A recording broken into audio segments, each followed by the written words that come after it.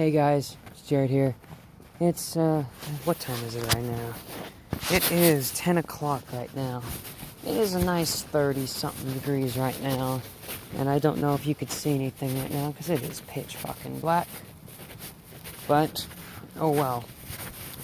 I got some interesting news. I never heard that. I've already heard of it now, but I just found out this morning, and I just finally realized it should probably be worth making a video out of. Content. But this ain't something I really like to talk about, because once again I hit another hiccup in my working, so therefore I shall send it. Earlier today I got a call from one of my buddies. Actually, let me rewind back a little bit further.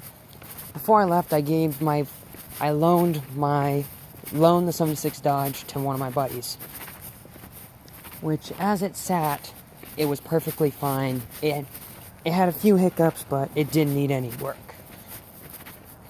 And I was satisfied at the current condition it sat in, so I didn't question him borrowing the car, or for when I was away on leave up in North Carolina.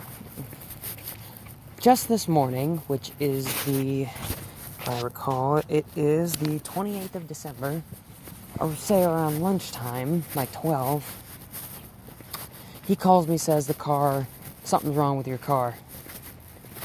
I rose a question, like, what's wrong? Because this truck is over 40 years old, it's had its issues, I don't know what's fully wrong with it.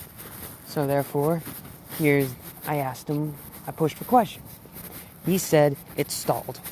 Then I'm like, oh, okay, that's not an issue. It just probably stumbled on its own acceleration and bogged out. Snuffed out the amount of fuel allowed or whatever. I don't know exactly. But he said, hey, no, it stalled out going downhill. I said, downhill? Yeah, downhill. I looked at him in question like he was some maniac, because I've never had that issue before. Not unless it was a throttle issue, but he said it stalled. But anyways, he goes on. While driving, he was also having a stumbling issue.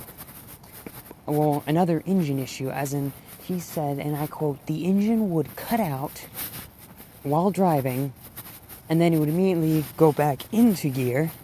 No, it'll immediately start back up, as it would how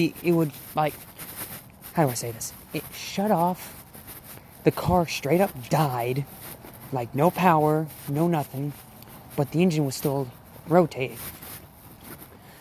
So therefore, it immediately, during the driving, while it was going, distributor finally sent some of the spark plugs and finally ignited some of the fuel that was in the engine, therefore causing it to cross the street, finally causing it to drive back once again, therefore allowing it to continue on driving.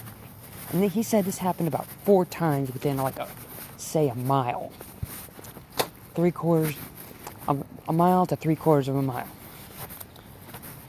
And he said that hasn't happened before. 20 minutes later, he says it's stalled.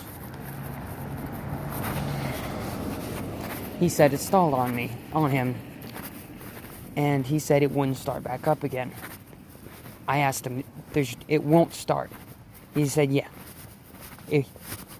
Pushed for questions, like, what's wrong? He said it starts up, but as soon as you put it into gear, it would immediately start running really rough. It wouldn't would run really badly, and then it would cut off.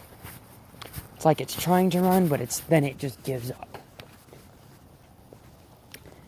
And last I heard, he had to go get the truck towed because it wouldn't even drive. So therefore, that leaves the question, what broke on it first? Did the engine blow? Did the transmission blow? Because I know that the engine's still relatively good. However, I don't know how good the, how do I say it, the transmission is, because transmission was pretty rough to begin with. But I can't really say anything about it now because of that, transmission shot. It's in North Carolina. I'm in California, and I'm driving in 29, 30, 31, so about 5 days. Like just a little over 5 days. In 5 days, what is that? It's a dough thing. In about 5 days, I drive back to North Carolina via car. So it's gonna get a little interesting.